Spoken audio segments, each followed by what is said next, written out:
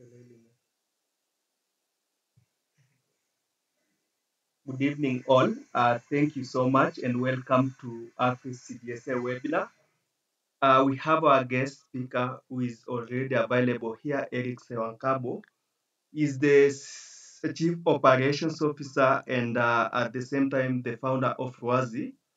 And maybe just to introduce what Razi does, because we really like what they are doing and especially for the youth in Africa. And Razi is a brand that mostly stands for the provisions of data. And this data, some kind of data that is solid and reliable to make more relevant and impactful decisions. So what they are doing was they have employed millions of youths across Africa who are assisting to collect real-time data from the ground that enables so many businesses to make real-time decisions.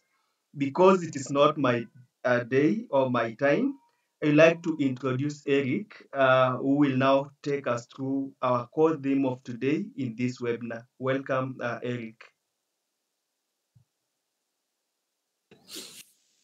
Um, Thank you very much. Yeah. So yeah. As you've introduced, Razi it's a platform where we work with multinational companies to help them access data or actionable data from Africa. Various types of data from who's buying what and all that. So this data is quite essential for them, and it helps them to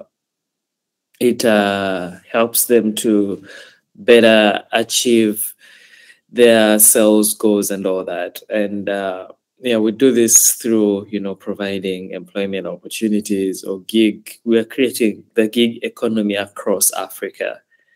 And yep, so that is what Razi is doing. Yeah. In terms of how did we get here, or what was the background, how we came up with Razi? So me and my co-founder, so working as independent consultant for multinational companies. And while we did this independent consulting, so working with companies that were looking to expand into Africa, companies that wanted to open up operations in Africa, or those that had operations in Africa that wanted to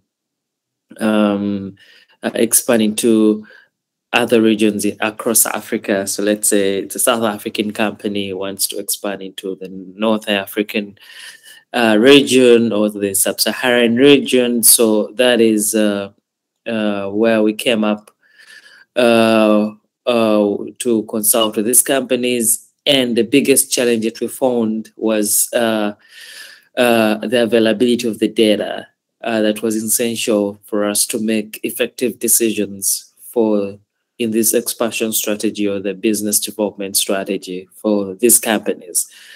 So you find that you had to fly into the country.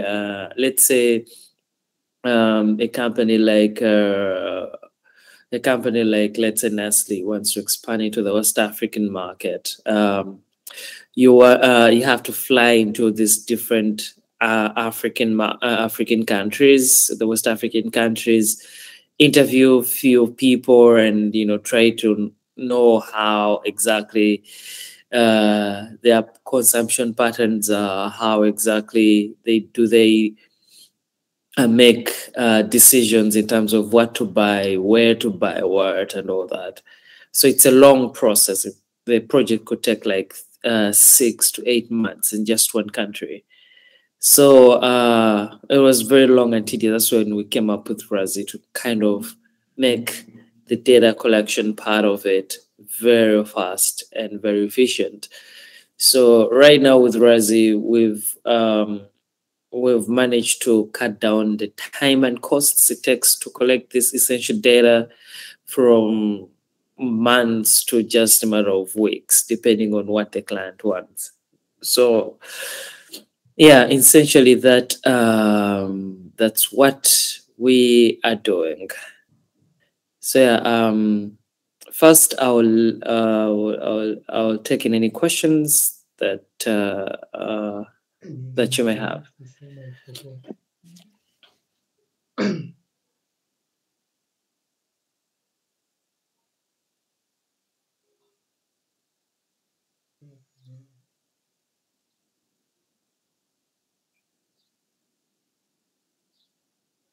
Okay, basically on my side, and I'm sorry, I just forgot to introduce myself. I thought I had done it when I started. My name is Sevia Aluku from Afri CDSA. So maybe what we are expecting so much is to hear more on the opportunities that you as Razi have been able to generate for the youth, especially in Africa. And more so, I'm looking on this aspect of the mappers. How is that model working, and how are the youth benefiting, and how does the future look like in this space? Okay, thank you. So, uh, when we say mappers, just to clarify for everyone here, so these are data collectors. This could be anybody. So Razi utilizes anyone that is a shopper or anyone that does shopping on a daily basis. Because we tap into the consumer insights and the consumer data, and everyone in Africa buys anything. So anyone can really be a mapper. And how a person gets to be a data collector, you sign up from our platform on Razi website. You go sign up to become a mapper, and then you are vetted. So we have a very rigorous vetting system. So you're vetted, and then after you get through from being through the vetting system, and then now you can finally begin mapping. And with mapping, it's as easy as so you go on the app. There are gigs on the app, on the Razi app, that this can be downloaded from the Play Store, Apple Store, whichever operating system that you might be having. So you download this app, and then you look at the instructions of what you're supposed to do. So let's say some of the instructions are, go to your neighborhood shops and ask what kind of products are there, if Coca-Cola is available, if Pepsi is available, or if Miranda is available. So if that product is available, you take a picture of it and then you submit. It's as easy as that. So you just go around your neighborhood, more like mystery shopping. Yeah, if you've heard of mystery shopping, that is how mainly it works. And then when you press submit, so the phone or our tech is able to collect the geolocation, and the pictures that you've taken are time stamped and geo stamped. So this way we're able to verify the accuracy of the data that you are submitting to us. So how we verify the data, we look at where you're submitting the data from, because we've already geotagged almost every shop around Africa. So when we're able to know if you submitted that data from the actual shop, because sometimes a mapper can be at home, lazy, like, I don't want to walk, or I don't want to go anywhere. So they end up submitting data from their homes. So we're able to know you're actually not at a shop, you're at home. And then we're able to know if the picture that you're taking, let's say you just go on Google, search random picture, and then you end up uploading that. So again, still we're able to know when was this picture taken, we're able to just locate that picture where it was taken from, and if it doesn't correspond, so our technology does all that. So after verifying and we find that the data that you've submitted is accurate, you get paid. So every gig has a dollar value to it. So different gigs come with different value to it. So at every Monday, so you get paid according to what you've done the previous week. Some people can do around 400 submissions. Some people can do around 200, others 10. So depending on how many data points that you've submitted, that's how much you get paid. So some people can make around $100 a week, or $200 a week, or just even $10 a week. So it really depends on how hardworking the person is. The person is submitting these data points. And and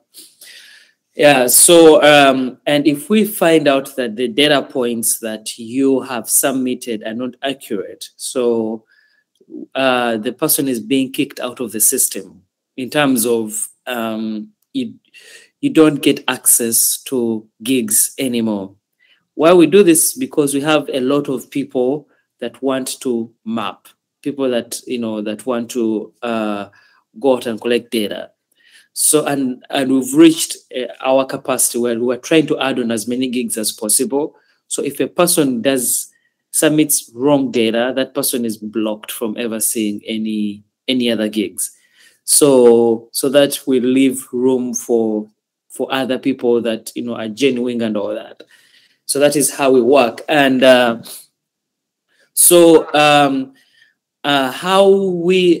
this way we are creating more like employment opportunities for all these people. So currently we have around 20,000 data collectors spread across Africa. We're not limiting ourselves to only just Africa. We're now expanding to India. We've just expanded to Southern America and Colombia. So we're still creating these employment opportunities for the developing markets. And so that is how we are tapping into this the youth market. And why we came up with this solution is because, one, Africa has the highest growth rate of youth. There's no any other continent that has the biggest percentage of population that are youth, and also we are having the biggest growth of middle class. And this way, people are buying things every day. People are selling things every day. And this data is very valuable to so many of these consumer good companies, financial companies. This data is quite valuable. So we're like, okay, the youth have phones. Teenagers have phones. One, they don't have jobs, but they do love doing window shopping. Because I remember I used to love, just going around the city, go look around, window shop with my friends, walk around and, for fun, really. Let's say you're just going to buy one thing, but they end up walking around, catching up with your friends and all that. So we're trying to tap into what the youth really love doing. And this is, walking around, being lively and doing window shopping. So now our model is we pay these youth to do what they love, which is window shopping. So through that, you get paid while you're doing, tell you, okay, so we notice when you're moving and okay, you are in this community. This is the data that we need you to collect. So every mapper sees different types of gigs depending on your region. Let's say if you're based in South Africa, you're going to see different types of gigs compared to a person in Nigeria, compared to the person in Uganda, So because we do collect different types of data depending on the kind of clients that we need and depending on what uh, the client really wants. Some clients are focused in just Southern African market. Other clients are focused on just the West African market. It really depends. So yeah, as these people are walking around, this way they're empowered to one, have a financial incentive, do what they love doing, and that way one able to reduce the crime rate instead of going around doing some illegal activity just to gain a little bit of income, or doing something that is really not essential. This way the youth have enough time, enough kind of financial incentive, to go to go by. Yeah, and another way that we've tried to empower these people. So when somebody becomes more like, let's say, a super mapper, the companies that we work with can actually reach out and you become their sales representative. So in terms of, let's say, Coca-Cola is mapping Nigeria. Then they want to know, what are the shops doing, what are people doing on a daily basis and all that. So depending on the data that has been submitted from this particular mapper, so the company reaches out, is like, okay, I want to now bring on this mapper as a full-time, representative to help us now, put our products in these different shops, to monitor these different shops, how our products are being sold, how are they presented to the client, what is the customer experience at these shops in their community. So that way now you're getting, even more incentives from the company itself, from Razi. Yeah. So that is how we are creating these job opportunities across Africa. And the other way why the other reason why we tapped into the African youth, was where we're doing consulting. I find that most of the main consulting companies, so they do bring in more experts. Let's say if a company wants to expand to Nigeria, so they go to McKinsey, and in McKinsey, there's a field with experts. So they pay large sums of money to McKinsey to help them know what kind of expansion strategy to use, business development, and all that. And that way, so all this money is being kept under this one company that is, it's a US company. So we're like, why don't we kind of channel this money that is being poured into Africa back to the African people? So this is a foreign company also expanding to Africa. But before us, the foreign company was paying another international company that is foreign to do the market strategy, or to collect data for them. So by right now, we're saying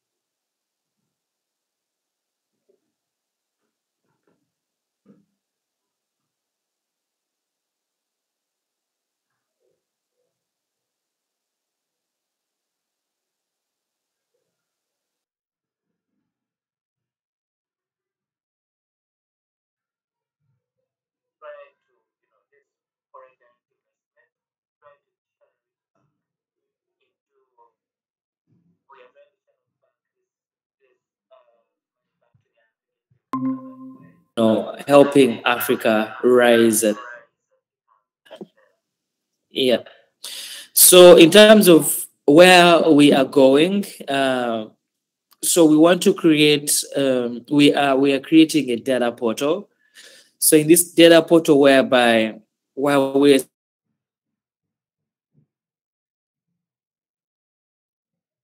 accessible for even the small businesses, because right now we're working with bigger businesses or international companies, so it's a bit hard for small businesses to now access our services. So we want to also enable to empower small businesses or self-employed businesses to access this actionable data to help them expand and work with this data. And we're creating this data portal whereby anyone can sign up. You pay a small a subscription fee to this data. So depending on how much subscription fee that you've paid, it will enable you access certain types of data. And so we're making it more like public to everyone. And then, yeah. So if you have, let's say, if you have a specific data that you're looking for, you'll be able to make a request on that data portal. And you're like, hey, I need to know this kind of data, or hey, I need to know this kind of data. And then that way you we receive that request that you've done. The mappers get to see it. They go out map. So within a few minutes, a few days, you start seeing the data that you requested for on this data portal. So this way, we're empowering both the African businesses to help them grow, and also we're empowering also the African consumers themselves to help them, give them a bigger consumption power. So it's like a win-win for everybody. So yeah, that is how we are empowering the African community. So I'll take on any questions that you might have, anyone from on the call might have, and then yeah, I'll answer that.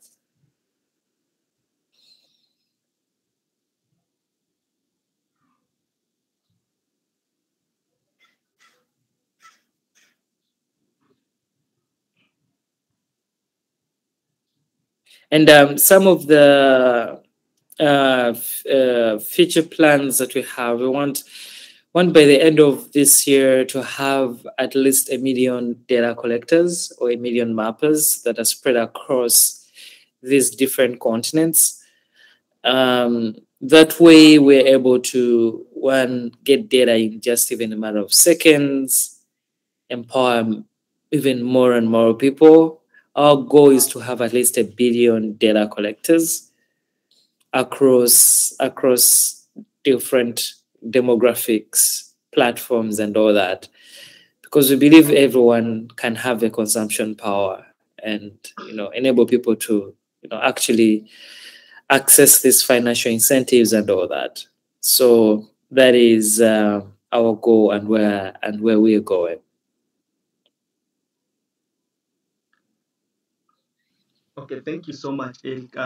In case any one of us has any question, just unmute and ask. You can as well send via chat, uh, so that you can be able to get a real-time response from Eric.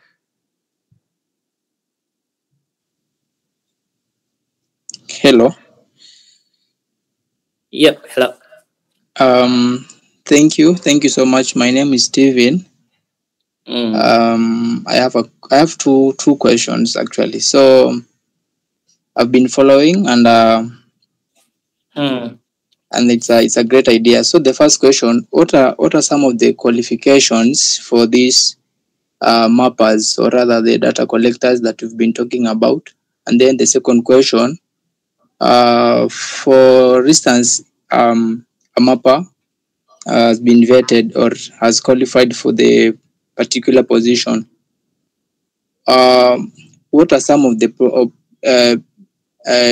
products, or are there specific products that you ask for that kind of a person to submit in the process? Yeah, so those are the questions. Okay, I was writing down your questions so I don't forget them. Okay, so what are the MAPA qualifications? So we look at it should be above 18. And then, so we take on anybody really that is, because we don't want to, try to find the best way to approach this. So we don't want to be like other companies whereby you need to have an education background, you need to have so many things on your CV. As a matter of fact, we don't even ask for a CV because we're trying to provide, to make this opportunity open to everyone, no matter how much education you have, no matter what kind of religious background or political background that you come from, it's open to everybody. Because at the end of the day, a person gets paid according to, one, how much data have they submitted in that week, and what is the accuracy of that data. So we found scenarios where a person who is a high school dropout ends up submitting more data and more accurately than a person with a master's degree. Because we have people that have PhDs that are mapping with us all the way to, high school. I just dropped out of high school, or even, I just have 1 or 2 years of high school. So as long as you know how to use the app, we do even provide training sessions for the new mappers. Let's say you're having a problem with mapping, and so we do have a training platform where you can sign up, trained how to better execute as a mapper. So yeah, we're trying to be as inclusive as possible to everybody, because we really want to empower everyone in Africa. So yeah, so we don't have any particular qualifications, because you only get paid according to how much work you've put in. So it's a result-based program rather than basing on qualifications. And also, as I explained, different gigs pay differently. So depending on how hard it is to get to a certain gig, because some gigs you need just to be in your house, because there are some gigs whereby we ask you, it's a self-answered questions, what toothpaste do you use in your house? Do you plan on getting another toothpaste? Can you take a picture? So you take a picture of the toothpaste that you're using in your house, or what kind of bank account do you use, and all that. You take a picture of your bank card and all that. So there's some questions where you just at your home, and then you submit those ones. So that one, it pays different compared to a person who has to move to go to these different places. So depending on how hard it is to collect the data, that is how the payment value values. And are there specific products that are not necessarily? We don't have any. So how we do get the types of products for you to collect data on, it depends on what do our clients want, or what kind of data are our clients looking for. And also it depends on the expertise of the mapper. So for example, we have data or clients that are into cars in the automotive industry. So of course we'll target mappers that, one, you have a car, two, you have knowledge about a car, or you've worked around cars and all that. So these are the mappers that we'll target. There's some clients like as I mentioned, Coca-Cola. Everyone drinks Coca-Cola. Everyone can target Coca-Cola. So that those questions are open to everyone. So there's some questions that are open to everyone, and there's some questions that are specific to some people, depending on your expertise and all that. So yeah. So the specificity of the products depends on the client and the types of expertise of the mapper. Yep. I hope I answered your question. Yeah, sure. Okay, that's it. Okay, thank you so much. I have also a question. You see, in this aspect of acting as a mapper or a a collector, rather, is that we have the issues. For instance, today, if I'm going to walk into a business to try and ask them some of the questions for the purpose of data collection, they might start being suspicious, despite the fact that you might introduce yourself.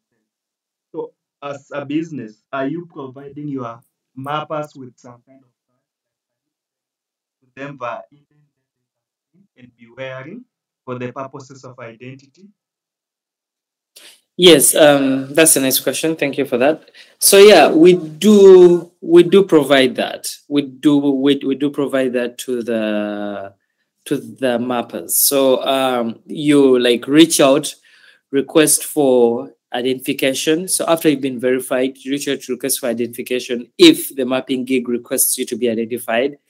Because there's a mapping gigs where we had whereby you had to, talk to HRs for different offices, and you go to different types of buildings and all that. So yeah, we do provide forms of identification. We give you a tag, we give you a letter that you can use to show that, hey, I'm from this company, this is the type of data I'm collecting and all that. So yeah, we do actually provide that. Okay, thank you so much. Maybe we can have another person asking a question. Yeah, hello. My Yes, name sir. is Boniface.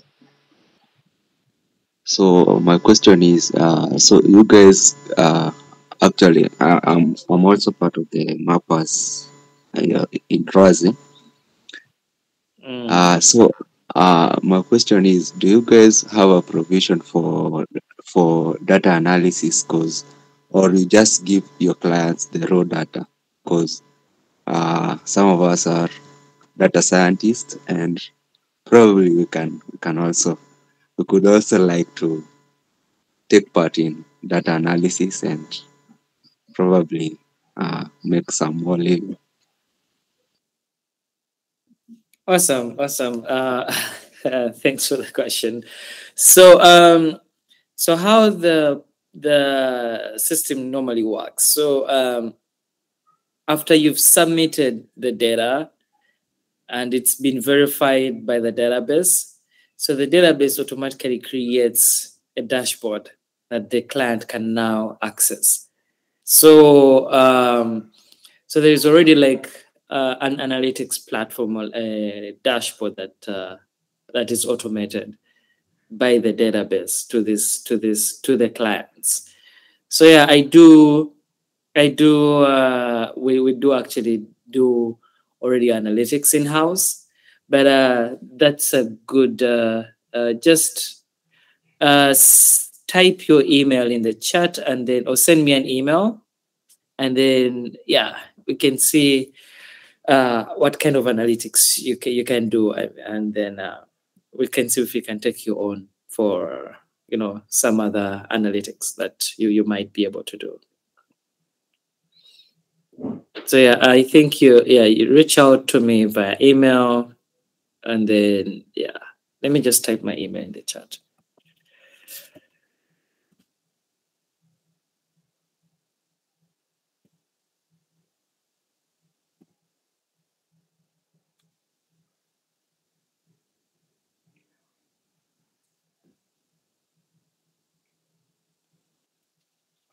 So yeah, send me an email, and then we can catch up from there.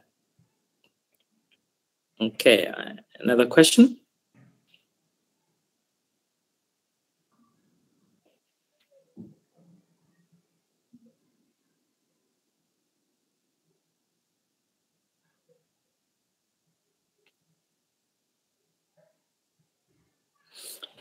Okay, so since there's no any other question, I want to transition to starting a business and running a business as a young person.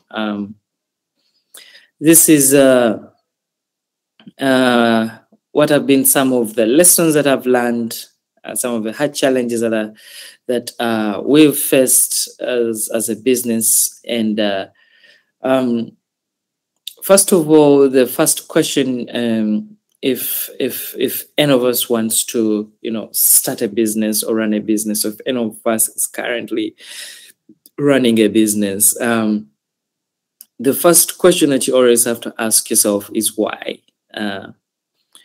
Why exactly are you trying to start this business, or why exactly are you trying to run this business? Because I found out most of the times you end up starting the business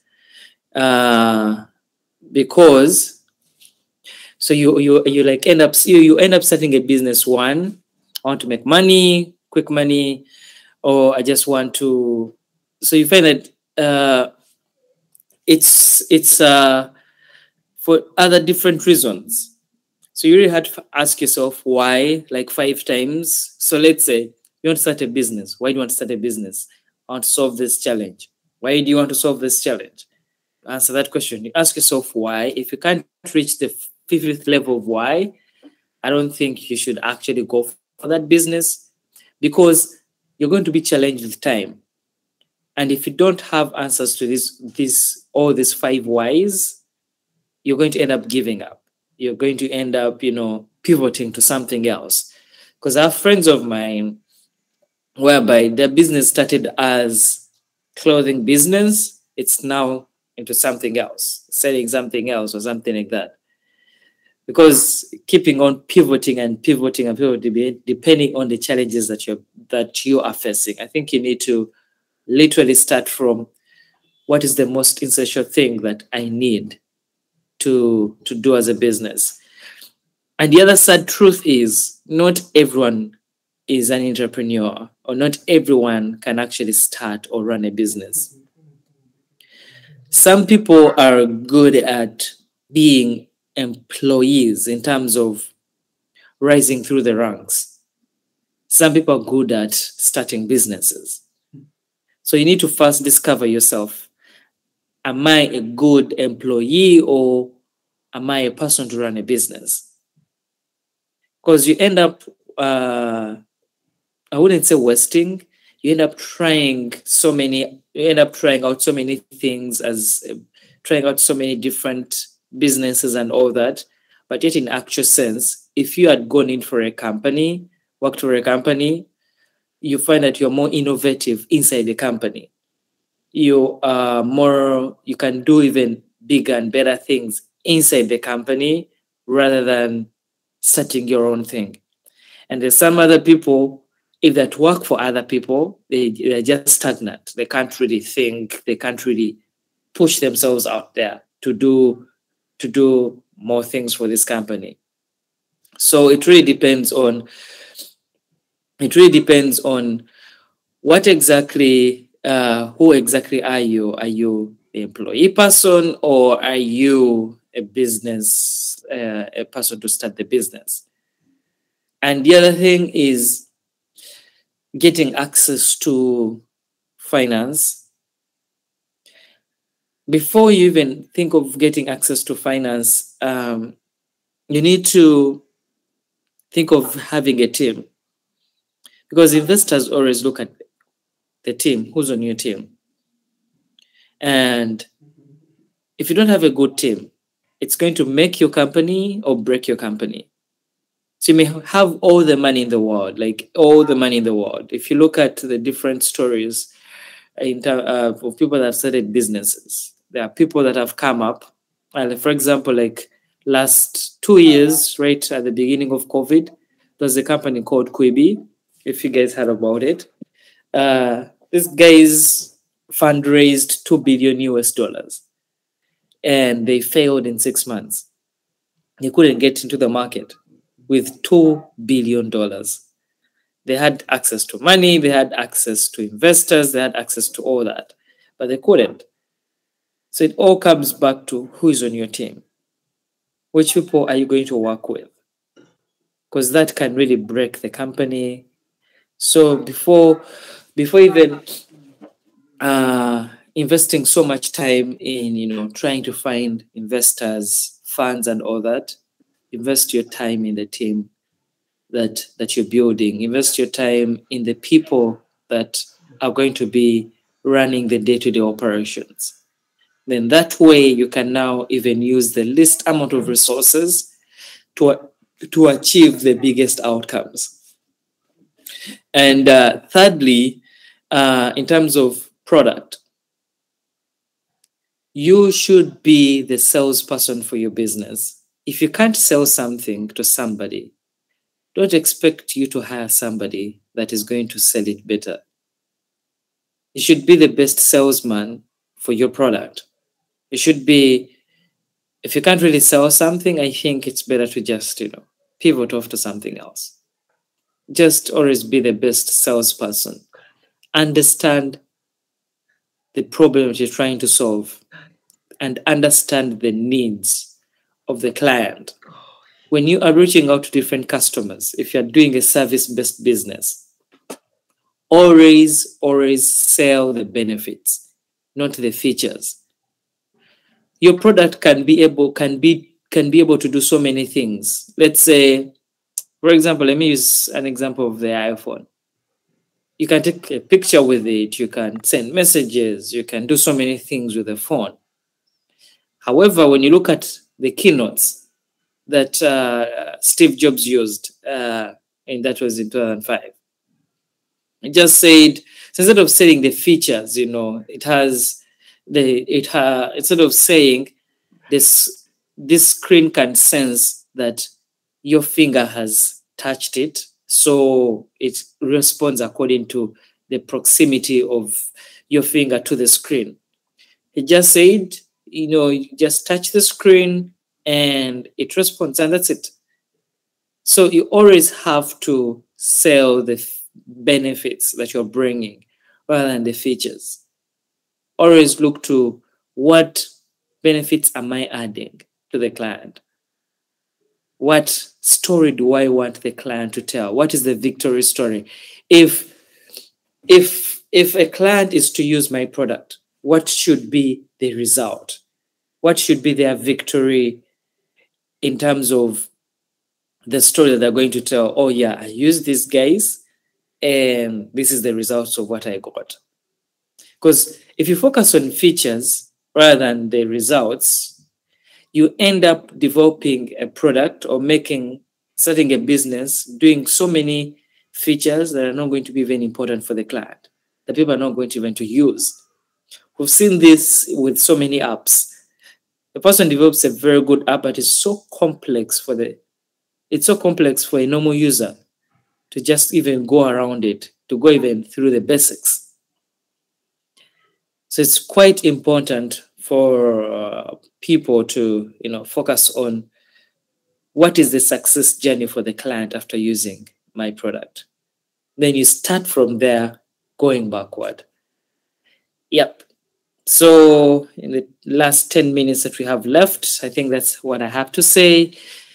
We'll take on any final questions that you might be having.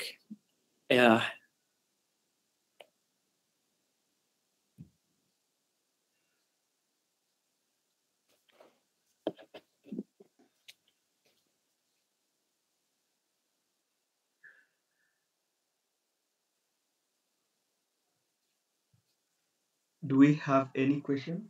You can type.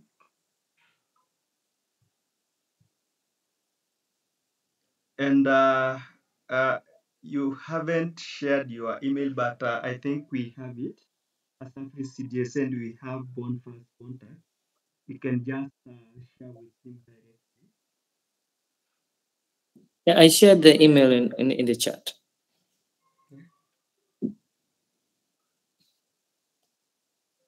So yeah, you can look at the chat and you can reach out via email. Okay, thank you. Okay, someone has asked where can one apply. Just go on razi.com. Let me write it. Kwani hizi messages zinapitia wapi? Mbona sizioni? So you go to that razi.com, go to Mappa Center, and then you can apply from there. That is where you can apply to be a mapper.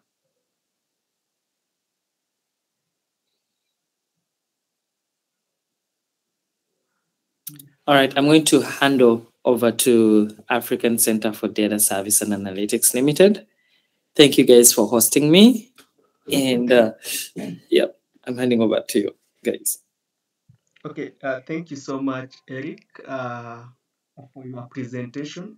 It was very insightful, and we are happy on what you are doing, especially creating job opportunities, especially to the youth who have more energy, who have access to the internet.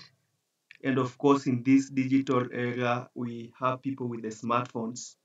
I hope that this is an opportunity, and we are happy that Boniface is already your mapper, and we know that he is also a graduate of AFRIS CDSA, given that we are a Digital Skills Training Institute. And we hope that more and more are going to join, first of all, to ensure that they provide quality data, and they are also be in a position to earn a living at the end of the day. And based on the projections that you have just given, is that we, as a company, you are expecting to have more. In fact, millions. You have mentioned about millions of mappers, and we hope that most of our guys, especially those who have attended this webinar, are going to take this opportunity for the better part of them to try to gain the experience. Of course, when you interact with the customers, going to ask questionnaires, for those people who have worked in the product design department, it forms a basis, especially of the human-centered approach in product design. I think this, whatever you are doing as a company, is a plus to the majority of the youths, especially in Africa, that are unemployed, at the same time discouraged because of less job opportunities that the industry is able to create. So thank you so much, Eric, for facilitating this. We are looking forward to engaging more in future uh, future webinars that we will be organizing. Thank you so much. I don't know if we have any other question, maybe from uh, those who have attended this webinar.